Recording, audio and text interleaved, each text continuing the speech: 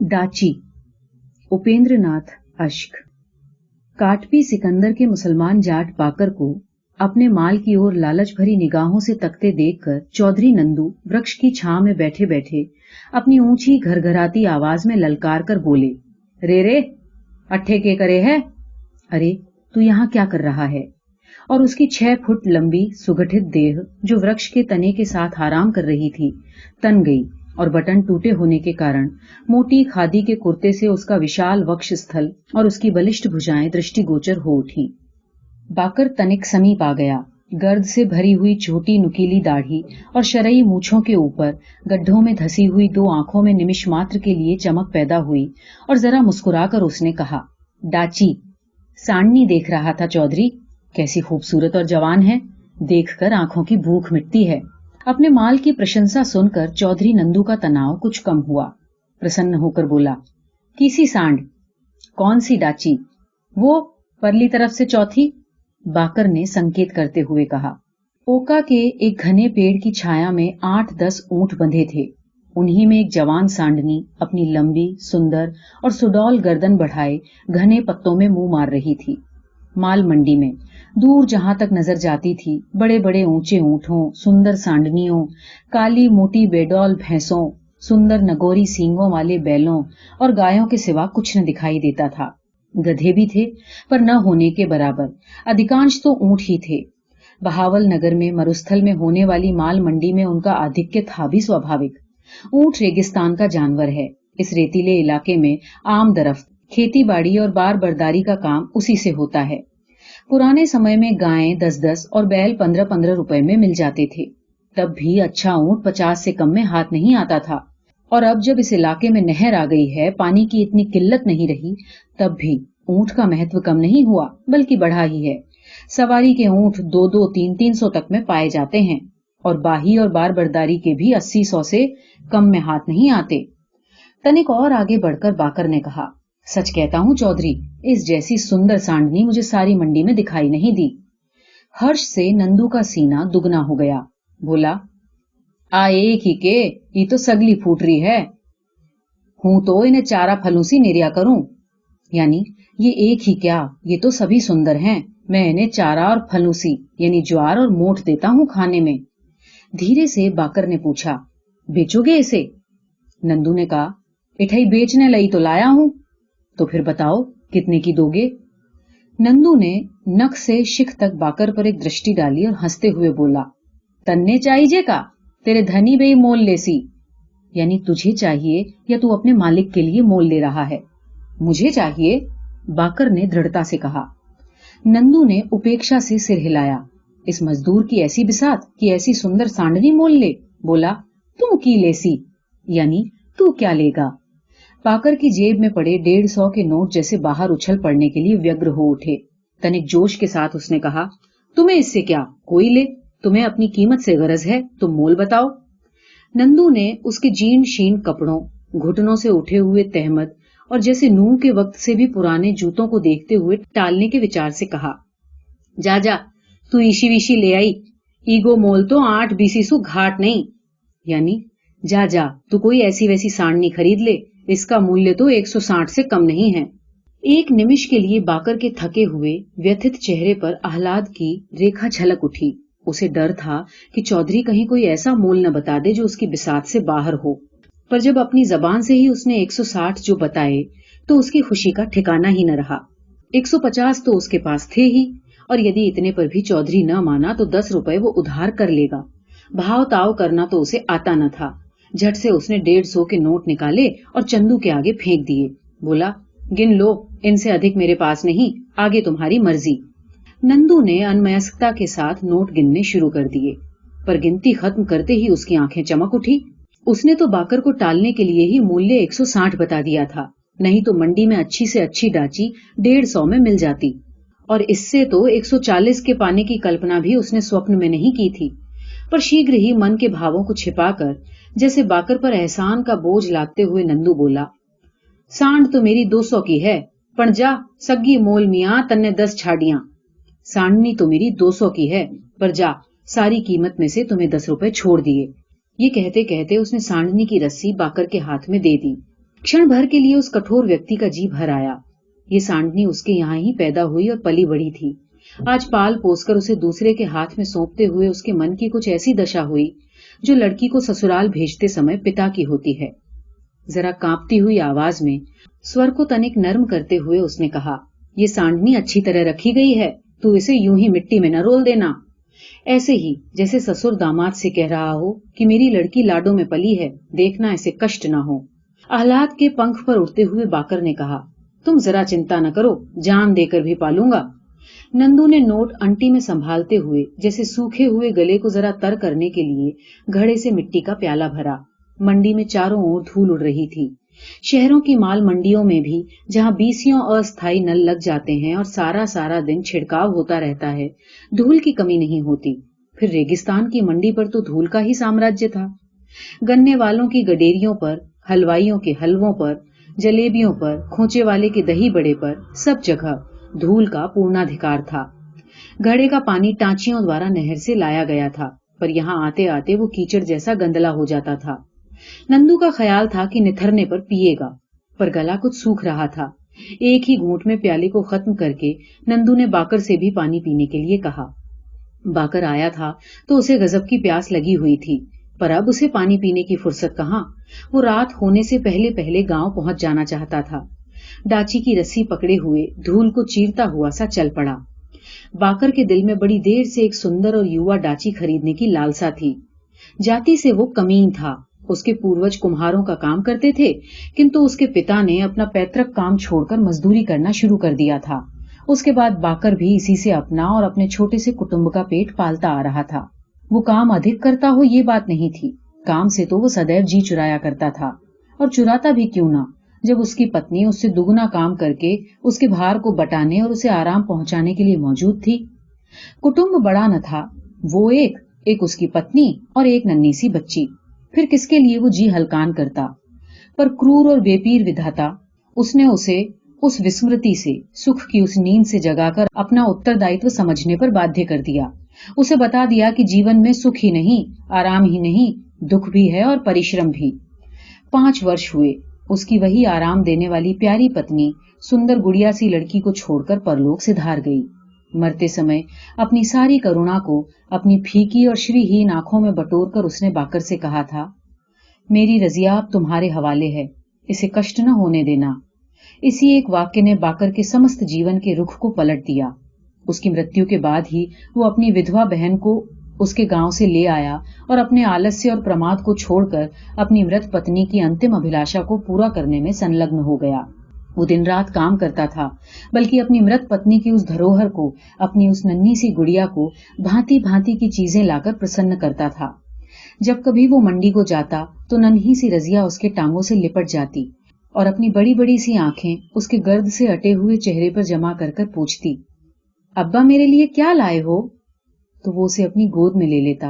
कभी मिठाई, कभी खिलौने, वो उसकी झोली भर देता।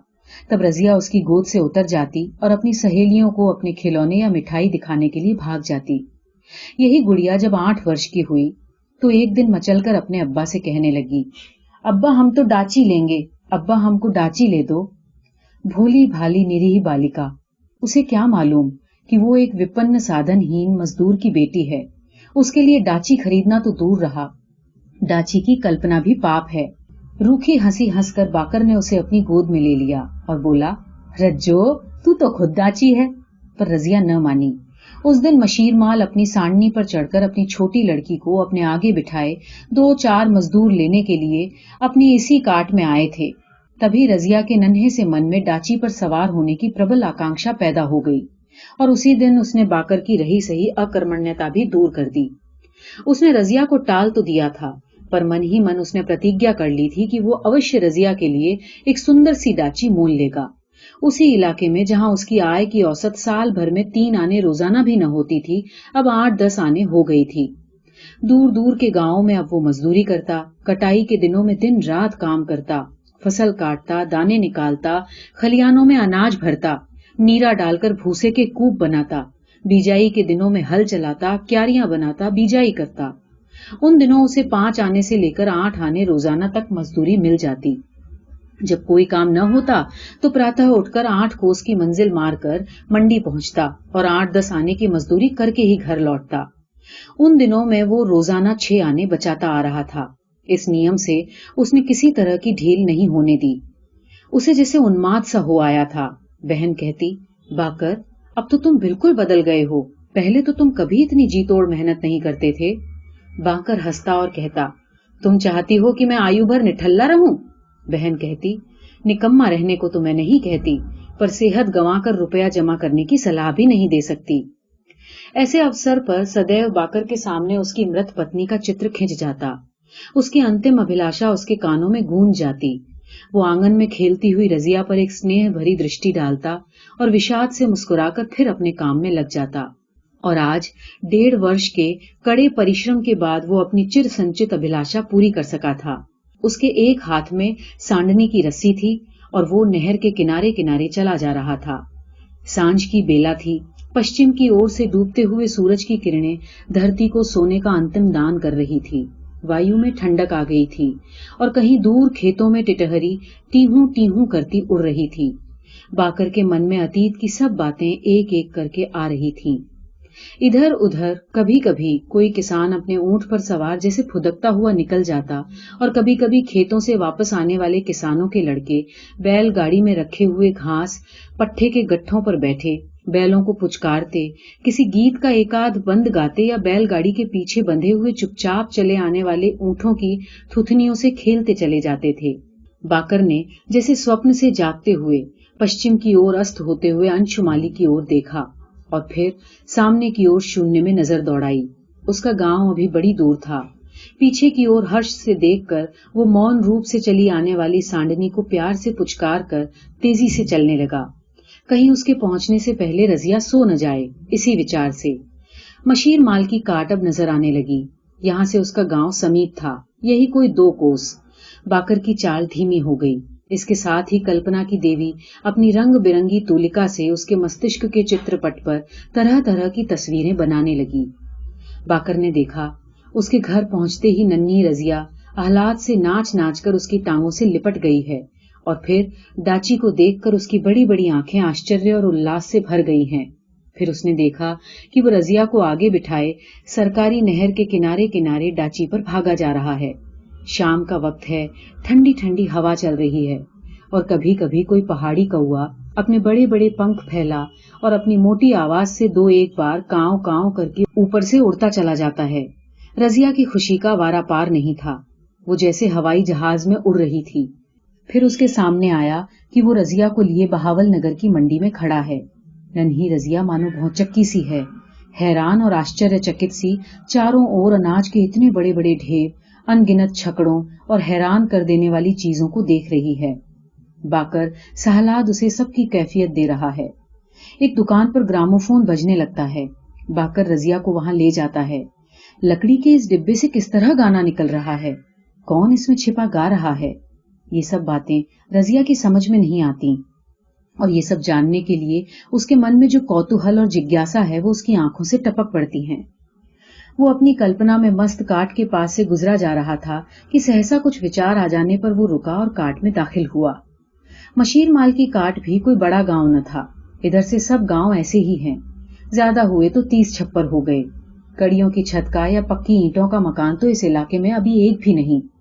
खुद बाकर की काट में कुल 15 घर थे। घर क्या, झुग्गियां थीं, सिरकियों के खेमे, जिन्हें झोपड़ियों का नाम भी नहीं दिया जा सकता। मशीर माल की काट भी ऐसी ही 20-25 झुग्गियों की बस्ती थी। केवल मशीर माल का निवास स्थान कच्ची ईंटों से बना था, पर छत उस पर भी छप्पर की ही थी। बाकर नानक बढ़ई की झुग्गी के सामने रुका। मंडी जाने से पहले वो यहाँ डांची का गदरा यानी पलान बनाने के लिए दे गया था। उसे ख्याल आया कि यदि रजिया ने सांडनी पर चढ़ने की जिद की तो वो उसे कैसे टाल सकेगा। इसी विचार से वो पीछे मुड़ गया। उसने नानक को 2-1 आवाजें दी। अंदर से शायद उसकी पत्नी ने उत्तर दिया, घर में नहीं हैं, मंडी गए हैं। बाकर का दिल बैठ गया। वो क्या करे ये न सोच सका। नानक यदि मंडी गया है तो गदरा क्या खाक बनाकर गया होगा। फिर उसने सोचा शायद बनाकर रख गया हो। इससे उसे कुछ सांत्वना मिली। उसने फिर पूछा, मैं सांडनी का पलान बनाने के लिए दे गया था, वो बना या नहीं? हमें नहीं मालूम, जवाब मिला। बाकर का आधा उल्लास जाता रहा। बिना गदरे के वो डांची को क्या लेकर जाए? नानक होता तो उसका गदरा चाहे न बना सकता, कोई दूसरा ही उससे मांग कर ले जाता। ये विचार आते ही उसने सोचा, चलो मशीर माल से मांग ले, उनके तो इतने ऊंट रहते हैं, कोई पुराना पलान होगा ही, अभी उसी से काम चला लेंगे। ये सोचकर वो मशीर माल के घर की ओर चल पड़ा। अपनी मुलाजमात के दिनों में मशीर माल साहब ने पर्याप्त धनोपार्जन किया था। जब इधर नहर निकली तो उन्होंने अपने पद और प्रभाव के बल पर रियासत में कौड़ियों के मोल कई मुरब्बे जमीन ले ली थी। अब नौकरी से अवकाश ग्रहण कर यहीं रह रहे थे। राहक रखे हुए थे, आय खूब थी और मजे से जीवन व्यतीत हो रहा था। अपनी चौपाल में एक तख्त पोश पर बैठे वो हुक्का पी रहे थे। सिर पर सफेद साफा, गले में श्वेत कमीज, उस पर श्वेत जैकेट और कमर में दूध जैसे रंग का तहमद। गर्द से अटे हुए बाकर को सांडनी की रस्सी पकड़े आते हुए देखा तो पूछा, कहो बाकर, किधर से आ रहे हो? बाकर ने झुककर सलाम करते हुए कहा, मंडी से आ रहा हूं मालिक। ये डाची किसकी है? मेरी ही है मालिक, अभी मंडी से ला रहा हूं। अच्छा, कितने की लाए हो? बाकर ने चाहा कि कह दे 8 बीसी की लाया हूं। उसके ख्याल में तो ऐसी सुंदर डांची 200 में भी सस्ती थी, पर मन न माना। हुजूर मांगता तो 160 था, पर 7.5 बीसी में ले आया। मशीर माल ने एक नजर डाची पर डाली। वे स्वयं अरसे से एक सुंदर सी डाची अपनी सवारी के लिए लेना चाहते थे। उनके पास एक डाची थी तो, पर पिछले वर्ष उसे सीमट, ऊंटों की एक बीमारी हो गई थी, और यद्यपि नील इत्यादि देने पर उसका रोग तो दूर हो गया, पर उसकी चाल में वो मस्ती और वो लचक न रही। ये डाची उनकी नजरों में जच गई। क्या सुंदर और सुडौल अंग है, क्या सफेदी मायल भूरा भूरा रंग है, क्या लचलचाती लंबी गर्दन। वो बोला, चलो हमसे एक 8 बीसी ले लो, हमें एक डाची की जरूरत है, 10 तुम्हारी मेहनत के रहे। बाकर ने फीकी हंसी के साथ कहा, हुजूर अभी तो मेरा चाव भी पूरा नहीं हुआ। मशीर माल उठकर डाची की गर्दन पर हाथ फेरने लगा। वाह, क्या असली जानवर है। प्रकट बोले, चलो 5 और ले लेना। उन्होंने आवाज दी, अरे नूरे, ओ नूरे। नौकर भैंसों के लिए पट्ठे कतर रहा था। गंडासा हाथ में लिए भागा आया। मशीर माल ने कहा, ये डांची ले जाकर बांध दो 165 में, कहो कैसी है। नूरे ने हतबुद्धि से खड़े बाकर के हाथ से रस्सी ले ली और नक से शिख तक एक नजर डाची पर डालकर बोला, खूब जानवर है, और ये कहकर भूसा रखने के स्थान की ओर चल दिया। तब मशीर माल ने अंटी से 60 रुपए का एक नोट निकालकर बाकर के हाथ में देते हुए कहा, अभी एक राहक देकर गया है, शायद तुम्हारी किस्मत के थे, अभी ये रखो, बाकी 1-2 महीने तक पहुंचा दूंगा, हो सकता है तुम्हारी किस्मत से पहले आ जाएं। और कोई जवाब सुने बिना वो नोहरे की ओर चल पड़े। नूरा फिर चारा कतरने लगा। दूर से ही आवाज देकर उन्होंने कहा, भैंसे का चारा रहने दे, पहले डाची के लिए गवारे का नीरा डाल, भूखी मालूम होती है। और पास जाकर सांडनी की गर्दन सहलाने लगे। कृष्ण पक्ष का चांद अभी उदय नहीं हुआ था। विजन में चारों ओर कुहासा था। सिर पर 1-2 तारे भी निकल आए थे और दूर बबूल और ओकाहा के वृक्ष बड़े बड़े काले सिहा धब्बे बना रहे थे। फोक की एक झाड़ी की ओट में अपनी काट के बाहर बैठा उस क्षीण प्रकाश को बाकर देख रहा था, जो सरकंडों से छन छन कर उसके आंगन से आ रहा था। जानता था रजिया जागती होगी, उसकी प्रतीक्षा कर रही होगी। वो इस इंतजार में था कि दिया बुझ जाए, रजिया सो जाए तो वो चुपचाप अपने घर में दाखिल हो।